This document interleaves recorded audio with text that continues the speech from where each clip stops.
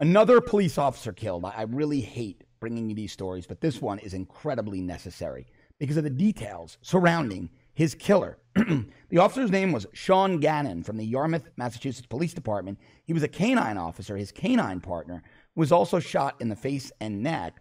Officer Gannon tragically passed away. His canine partner is going into surgery today. The murderer is a guy, and I want to get this name correct, Thomas Lantanowicz.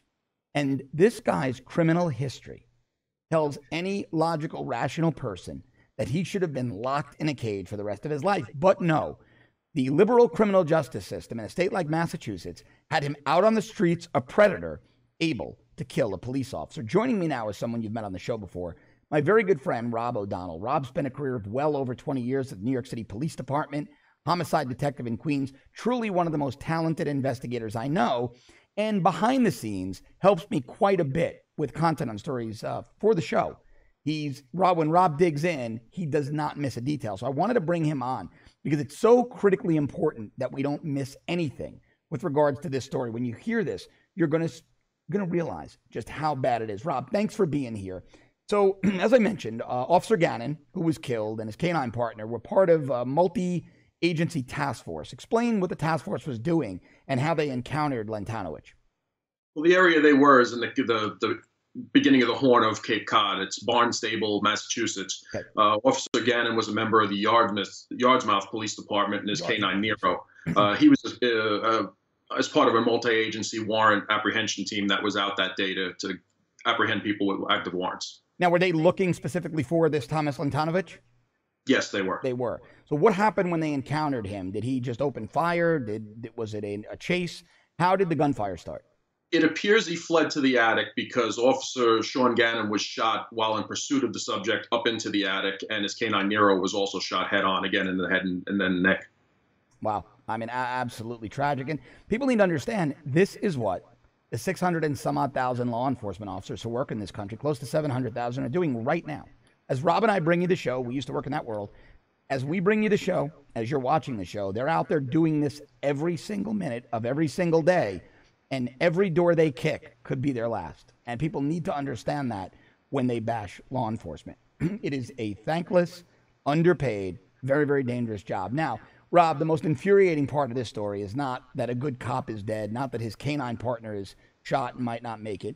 The tragedy, the second tragedy in this story is the way the criminal justice system treated this savage murderer and gave him pass upon pass upon pass. What'd you find out about his background? Absolutely, John. I'm pissed off. Sean Gannon would be alive. 32 years old, 10 years on the job, would be alive today if judges and prosecutors did their job with the laws that are on the books that they have to work with.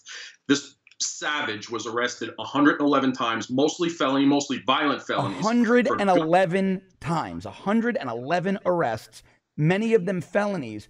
Rob, when we were in the academy, they would teach us 2 felonies, you're probably in jail for the rest of your life. What the hell happened? What happened to the 3-strike rule? You're out.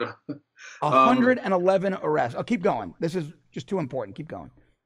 And it's not just the amount of the arrests, it's the type of the arrests. This was a violent, gun-toting, narcotic trafficking savage. Oh, yeah. Who in the past has put guns to people's he lived with head. He stabbed people in the background. For instance, and the most egregious, arrest and court laws in Massachusetts are not public documents, so it's hard to get a grasp on things. But the bits and pieces that I could get together from media reports and contacts up there, a little before January of 2010, this savage was arrested for 27 counts of possession of a firearm, oh my God, 1 count of trafficking heroin, 14 grams, 1 count of assault with a weapon where he placed a handgun to a woman he lives with head and threatened her, and 7 counts of receiving stolen property. And he was released on $35,000 bail. What? That's correct. Do we have a name of the judge who did that? I don't have the district court judge because that was the district court judge. Okay. On January 15th, he did go before a grand jury and was indicted. Rob, let's you and I, after the show, dig into that judge's name because I want to get that judge's name and photo out there. The Superior Court. Yeah. Name. And it's just as egregious. This is just step after step of judicial misconduct, judicial negligence. This officer would be alive if they did their job. These are really important stories, especially the one about the murderer of Officer Sean Gannon. I mean, this is incredibly disturbing stuff that the mainstream media is not reporting, and I want to bring it to you every single day. So please subscribe to our premium service at www.therebel.media/shows.